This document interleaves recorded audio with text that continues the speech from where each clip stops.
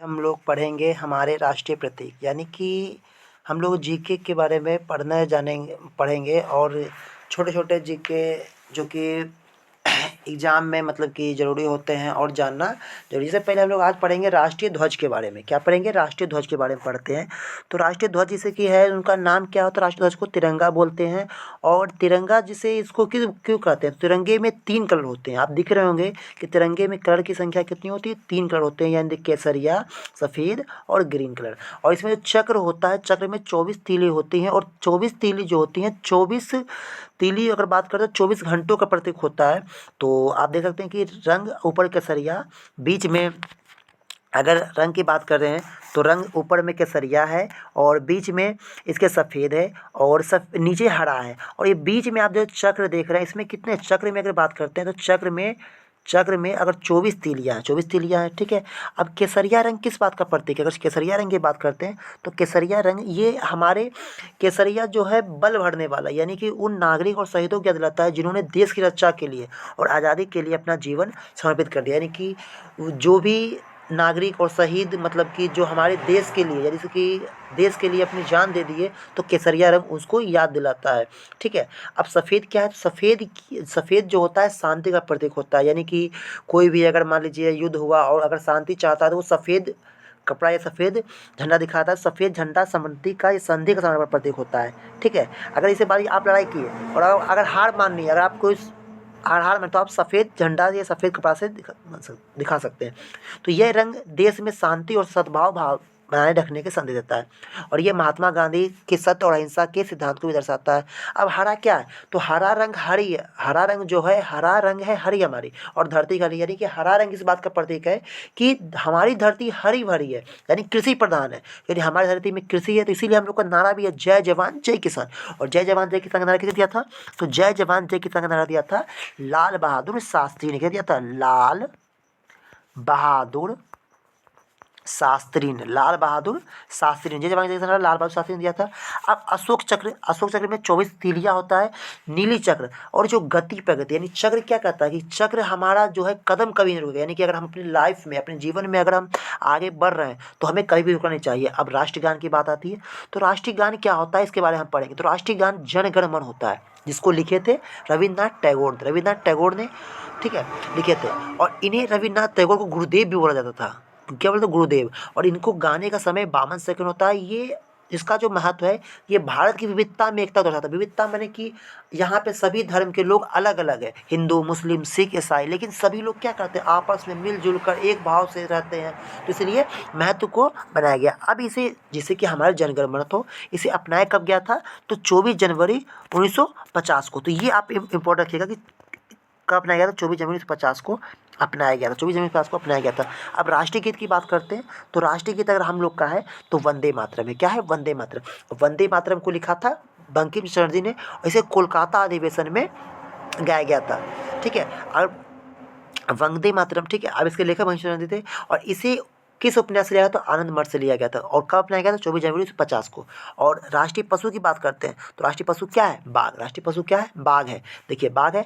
अब ये जो होता है, बाघ किस बात का प्रतीक होता है? ये शक्ति, चपलता माने कि कोई भी काम करने में चपल हो, चंचल हो, और ताकत का प्रतीक होता है। अब संरक्षण, बाघों की संख्या बचाने के लिए भारत सरकार ने अप्रैल 1977 में प्रोजेक्ट टाइगर शुरू किया है। तो इंपॉर्टेंट क्वेश्चन देखिए यहाँ से आपका ये हो जाएगा कि प्रोजेक्ट टाइगर किसे शुरू किया था? तो प्रोजेक्ट टाइगर 1973 में शुरुआत हुआ था। अप्रैल 1973 में शुरुआत हुआ था, ठीक है। अब आगे की बात करते हैं। यहाँ पे देखिए, अब राष्ट्रीय पक्षी विद्यासागर, देखिए ये हम लोग सॉरी कोचिंग का नाम था। अब यहाँ पे देखिए क्या है? राष्ट्रीय पक्षी। तो राष्ट्रीय पक्षी की बात करें तो हम लोग का राष्ट्रीय पक्षी क्या है? मोर। राष्ट्रीय पक्षी क्या है? मोर। आपको दिख रहा है कि मोर, तो मोर जो राष्ट्रीय पक्षी मोर है। तो अब इसकी बात करते हैं तो मोर, अब इसका विशेषता क्या है? तो विशेषता ये सुंदर है, गौरव है, अनुग्रह है। और ये एक बात और है, मोर जो होता है ना, मोर को बरसात के दिन में नाचना पसंद होता है। बरसात जब आते हैं तो बरसात होता है तो मोर को पसंद होता है और नाचते हैं। लेकिन जब नाचते नाचते अगर मोर का नज़र पैरों पर जाता है तो वो नाचना बंद कर देता है। आपने जाना है अनोखी बात कि मोर का नज़र जब पैरों पर जाता है तो नाचना बंद कर देते हैं, ठीक है। और ये मोर को राष्ट्रीय पक्षी कब अपनाया गया था? 1963 में। 1963 में मोर को राष्ट्रीय पक्षी कब अपनाया गया था? तो 1963 में मोर को राष्ट्रीय पक्षी अपनाया गया था, ठीक है, 1963 में। अब राष्ट्रीय प्रतीक चिन्ह की बात करते हैं, तो राष्ट्रीय प्रतीक चिन्ह क्या है? अशोक। स्तंभ, राष्ट्रीय प्रतीक चिन्ह क्या है? अशोक स्तंभ।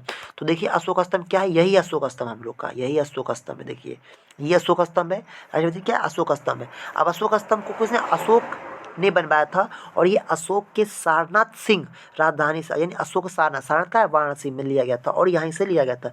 और इसके नीचे देवनागरिक में लिखा है सत्यमेव जयते। सत्यमेव जयते का अर्थ होता है सत्य की हमेशा जीत होती है। इसे कब अपनाया गया था? तो 26 जनवरी 1950 को। 26 जनवरी 1950 को क्या हुआ था? हम लोग का जो संविधान था बनकर उसी दिन लागू हुआ था, और इसी दिन इसे भी अपनाया गया था। ठीक है। उसके बाद हम बात करते हैं राष्ट्रीय फूल। तो हम लोग का राष्ट्रीय फूल क्या है? कमल है। राष्ट्रीय फूल कमल है। अब ये क्या है? कमल किसका प्रतीक होता है? ये विशेषता क्या है? तो ये पवित्रता और शुद्धता का प्रतीक होता है। इसे भी 1950 में अपनाया गया था। 1950 में बहुत चीज़ अपनाया गया था, लगभग का चीज़। अब आम, तो आम फलों का राजा है, देखो कितना ताज़ा है, कविता आपने सुना होगा। फिर देखिए यहाँ पे क्या है? नाम, तो इसका नाम क्या है? आम। अब विशेषता क्या है? ये भारत में सांस्कृतिक और ऐतिहासिक से महत्वपूर्ण है, इसलिए इसे क्या कहते हैं? फलों का राजा कहा गया। फलों का राजा कहा गया, देखिए है ना। और अपनाया कब? 1950 में। आम का वैज्ञानिक नाम देखिए, आम का वैज्ञानिक कॉम्पिटिशन में भी आता है। तो यानी अगर आप कॉम्पिटिशन का वीडियो हो, कॉम्पिटिशन के बच्चे होकर आप देख रहे हैं, तो भी आपको ये वीडियो यूजफुल ही लगा होगा। Mangifera indica, Mangifera indica. अब अन्य देशों में से कि आम जो है पाकिस्तान और फिलीपींस का भी राष्ट्रीय पशु है। देखिए राष्ट्रीय फल है। और देखिए जैसे आपसे पूछेगा कि आम जो है भारत के अलावा और किन देशों का राष्ट्रीय फल है, तो आप तुरंत बोल सकते हैं कि आम जो है ये पाकिस्तान और फिलीपींस का भी राष्ट्रीय फल है, राष्ट्रीय फल है। और बांग्लादेश में इससे के पेड़ को राष्ट्रीय पेड़ का दर्जा पड़ गया। यानी बांग्लादेश में जो आम के पेड़ को राष्ट्रीय पेड़ का दर्जा प्राप्त हो। यानी कि आपसे पूछेगा क्वेश्चन कि कहाँ पे आम के पेड़ को राष्ट्रीय पेड़ का दर्जा प्राप्त हो, तो बांग्लादेश में बोलेगा। ठीक है, आगे की बढ़ते हैं। अब आगे की बात करते हैं राष्ट्रीय नदी। तो हम लोग की राष्ट्रीय नदी का नाम क्या है? तो राष्ट्रीय नदी का नाम हम लोग का है गंगा नदी। क्या है? गंगा नदी। अब गंगा नदी की सबसे पवित्र नदी है, और इसकी लंबाई लगभग 2525 किलोमीटर की मानी जाती है। और कब बनाया गया? 2008 में बनाया गया था। अब ये क्या है? गंगा नदी बेसिन भारत में सबसे अधिक आबादी वाला बेसिन है, और ये देश की लाखों की जीवन रेखा है। अब गंगा नदी कहाँ निकलती है? तो गंगा नदी गंगोत्री से निकलती है। कहाँ से? गंगोत्री से निकलती है। ठीक है, याद रखिएगा। और ऐसा मानता है कि गंगा नदी को जो लाया था भागीरथ जो थे मुनि थे, उन्होंने ही लाया था।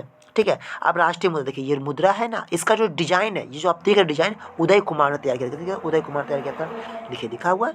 और ये भारतीय रुपया कब अपनाया गया था? 15 जुलाई 2010 को। और अब 2010 में, तो 10 से पहले इस तरह डिजाइन आता था। 2010 से पहले अगर बात करें तो डिजाइन कुछ इस तरह का डिजाइन रहता था, ऐसे करके, और इस तरह से यू रुपया लिख दिया जाता था। और आपको याद होगा, हमको इसको इस सभी याद है कि ये मेरे समय चलता था। ठीक है, रुपया हो गया। अब ये जो चिन्ह है देवनागरिक अक्षर र और रोमन कैपिटल आर, दोनों का मिला, देखिए आप बिल्कुल देखिए तो यहाँ आर और रो को मिला के बनाया गया। इसमें 2 अक्षर को तैयार करके किया गया है। ठीक है। और ये क्षैतिज रेखाएं जो भारतीय तिरंगे और आर्थिक समानता को दर्शाती है। तो उम्मीद करते हैं कि आपको आपको ये वीडियो अच्छा लगा होगा। और हम नेक्स्ट वीडियो में इसके क्वेश्चन आंसर के माध्यम से आपसे पूछेंगे कि आपको कितना याद है, कितना नहीं याद है। तो अगर आपको अच्छा लगा होगा तो आप लाइक और सब्सक्राइब, और दूसरे और कोई भी लोग जो पढ़ना चाहते होंगे उन्हें शेयर कर दीजिएगा। थैंक यू, धन्यवाद।